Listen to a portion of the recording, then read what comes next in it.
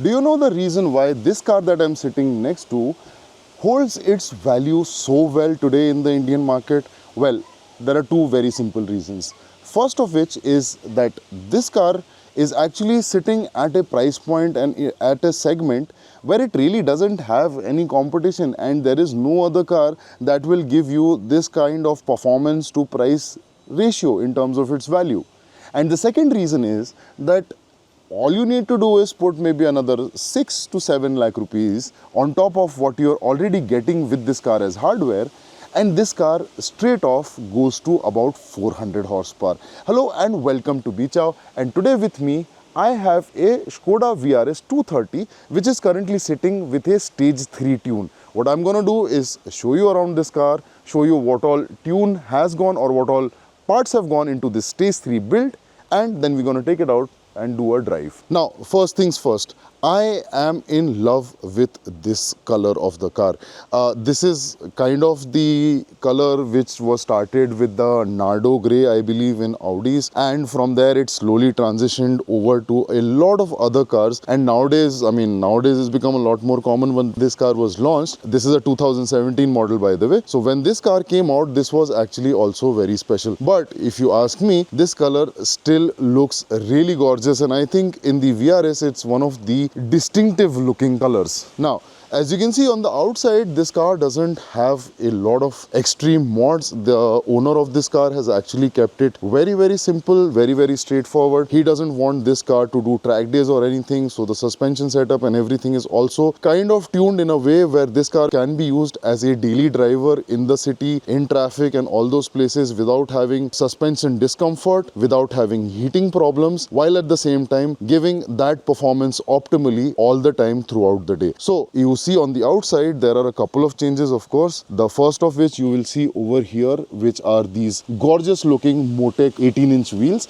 and behind those wheels you will also see an upgraded brake rotor. Now the size of this rotor is exactly the same as the stock rotor, but it's basically an aftermarket EBC setup, both the pads as well as the rotor for the front. The rear is still stock, and underneath I cannot show you that, but if you would get to look underneath over here, this car is also running on a different suspension setup where it is running Bilstein B6 struts along with B3 suspensions or B3 springs. That kind of setup, what the owner tells me, is kind of stiff. It reduces the overall body roll, but at the same time it's not so stiff that it's going to be back braking. That's pretty much it on the outside of this car. Also, what I cannot show you, which is back over here underneath, is a slightly thicker anti-roll bar from 034 Motorsport, and also an adjustable knuckle over here at the front, also from 034 Motorsport. That is pretty much it from the outside. Now what I'm gonna do is, let's quickly pop open the bonnet and see what is inside. Now once again over here you will not find a lot of things, because as I mentioned, this car has been actually done up very tastefully. This car has been done very thoughtfully, where the modifications are not just for the sake of modifications, rather they are actually modifications which have been done to, of course, get better performance, but also day-to-day practicality and usability of the car. Where in this current setup, there is no overheating issues. This car can sit in traffic. This car can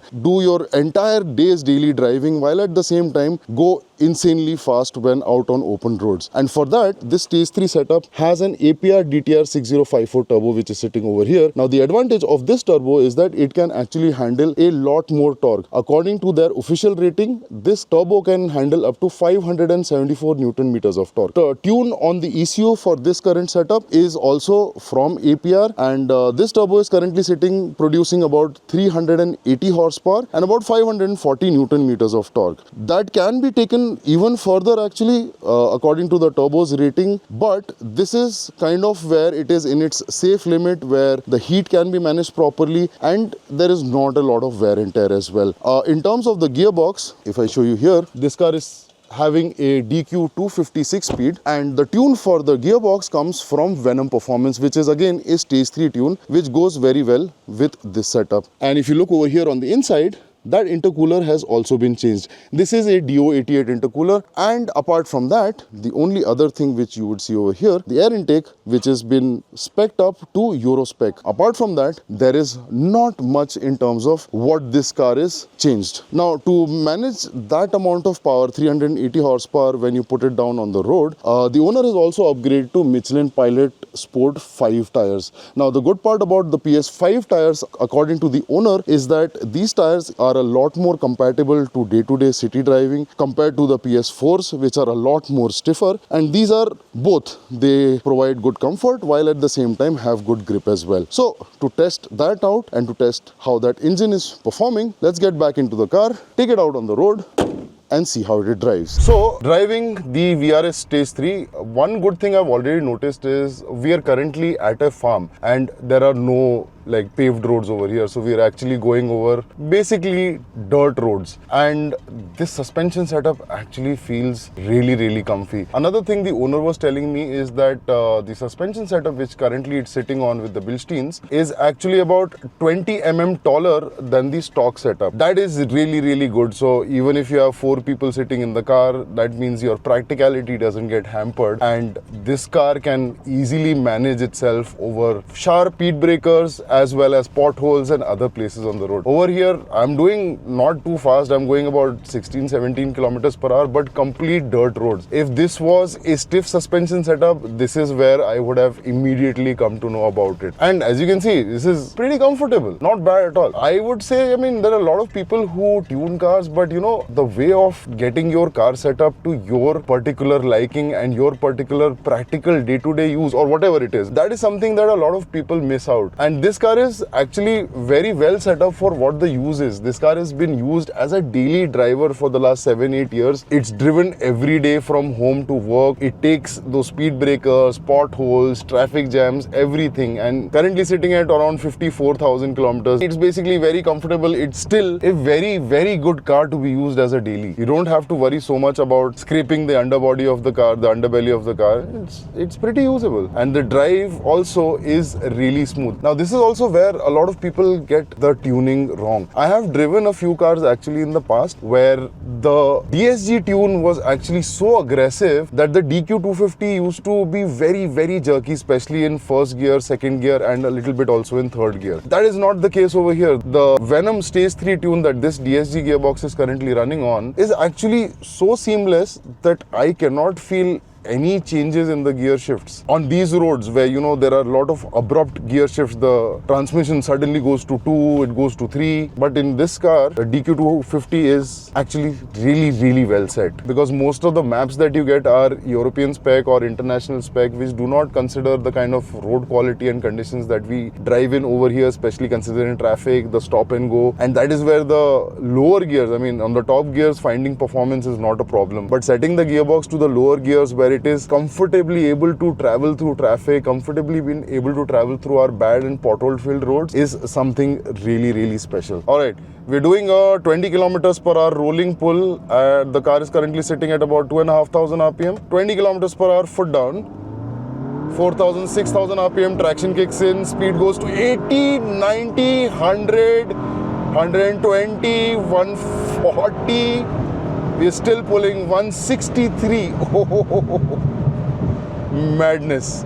This is the thing which I love about the VRS. The car is so seamless when it starts delivering power. It's not abrupt, it is still a lot linear. It makes you use this power a lot more throughout the day. You know, I mean, if it is non-linear, if it is very sudden, if it is very jerky, then you don't feel like using the power. In this car, what you can do is, even if you have a small gap in the traffic, if you have a small opening, you can utilize all of that power. And the other thing that I find very unique about this setup is that this car does not have an upgraded downpipe or a full system exhaust. Now, that might bring maybe about 5 to 8% more performance. That much difference in power doesn't really make much of a difference, especially when you're considering that this is a street build, this is a car which is used for the daily, and the owner doesn't really want that exhaust ringing in his ears all the time. So he wants a very comfortable OEM plus sort of an upgrade where everything looks and feels very OEM. And the only difference you actually come to know that this car is not a stock car is when you put your foot down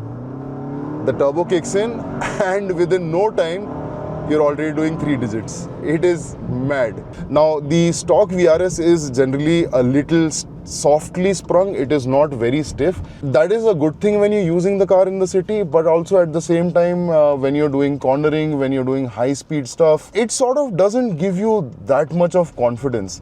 That is what has changed over here. I mean, it is a very, very good blend of both, where you're getting decently soft suspensions, where you don't have to worry about potholes, breakers, or your back even when you're driving in the city. And when you're doing high speeds, the suspension still keeps the car flat. It keeps the body of the car flat. There is no body roll. There's no sideways movement at all in this body right now. This is more than enough power what you need for day to day, for sure. There is no second guesses about that. This has been a very much fun, incredible machine to drive. I'm thankful to the owner over here in Hyderabad and the way he set up this car. This car is actually very reasonably, very logically set up. There are not a lot of stage 3 builds. Trust me, I've driven a lot, not just VRSs but others as well. There are not a lot of practical, logical stage 3 builds in this country. Mainly people just go max out their cars, but then that takes toll on their reliability, that takes toll on day-to-day drivability. This car is not that. This car is a very, very daily drivable car, which happens to produce 380 horsepower. What do you think? Let me know about the setup down in the comment section. Thank you so much for watching. I'm going to see you in the next one. Till then, ciao.